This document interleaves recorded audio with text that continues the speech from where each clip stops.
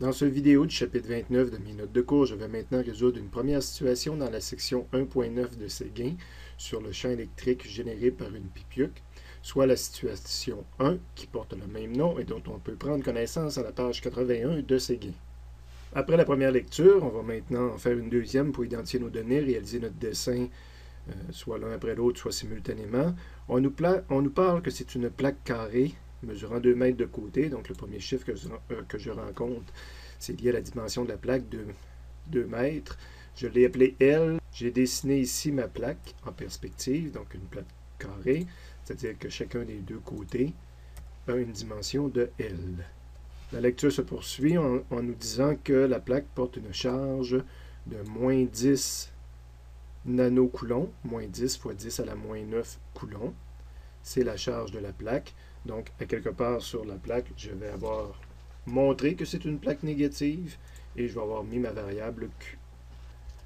La lecture se poursuit en nous précisant ce qu'on cherche. On nous dit qu'on veut déterminer le module du champ électrique.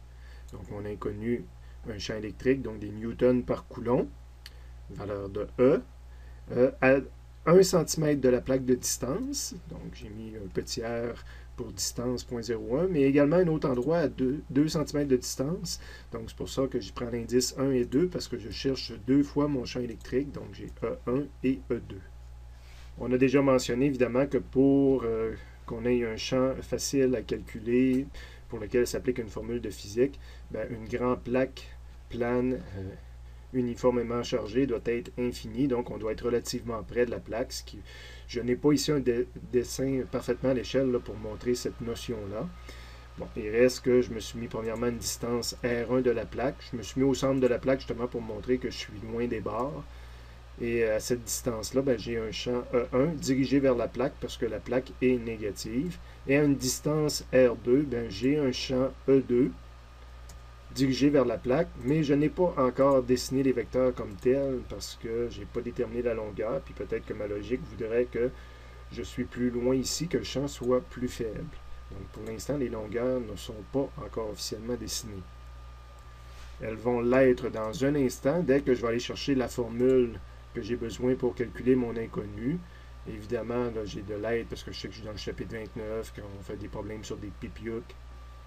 Donc, quand je vais être dans le résumé, je vais aller dans la partie pipiuc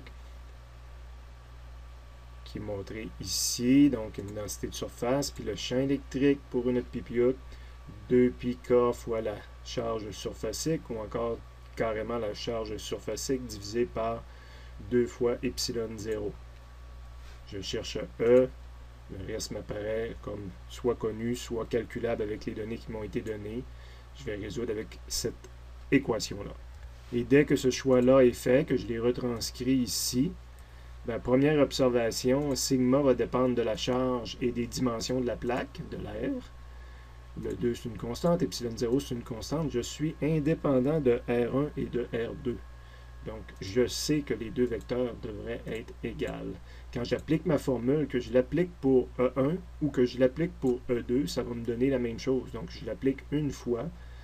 Le sigma n'est pas connu, donc je ne peux pas mettre de chiffre pour sigma. Le 2 reste un 2, puis le epsilon 0 a une valeur qu'on peut retrouver au besoin. J'ai l'équivalent de deux équations. Je rappelle, quand j'écris deux équations, quand je vois deux fois le égal écrit, ici, pour moi, il y a deux équations. Il y a l'équation E1 est égale à E2, puis il y a l'équation E2 est égale à autre chose. Évidemment, quelqu'un pourrait me dire, il y a aussi l'équation E1 est égale à cette autre chose-là, mais ce n'est pas trois équations indépendantes. J'ai deux équations indépendantes quand je fais ça. Je suis bloqué par le sigma, donc c'est l'autre formule qu'on a vue rapidement, que je passais très rapidement là, quand j'ai été sur le résumé, mais habituellement, quand on fait le pipiuc, on s'attend à avoir à utiliser la formule de charge surfacique, donc je retourne sur le résumé au besoin, sinon je sais que ça va être la charge de surface, ça va être des coulombs par mètre carré, donc c'est ma charge divisée par l'air de la plaque. Je fais mon remplacement, donc sigma, c'est ce que je cherche maintenant avec cette équation-là. La charge, c'est moins 10 fois 10 moins 10 fois 10 à la moins 9. Et le A n'est pas fourni dans les données du problème. Évidemment, on sait qu'on va pouvoir le calculer en allant chercher un troisième concept de géométrie tout simplement, dire que l'aire d'un carré, c'est les deux côtés mis au carré. Donc, le A va être égal à 2 au carré. Le problème d'un point de vue physique est terminé. Il reste à mettre ça dans une calculatrice, ces trois équations-là, ou à faire les manipulations mathématiques pour trouver la réponse.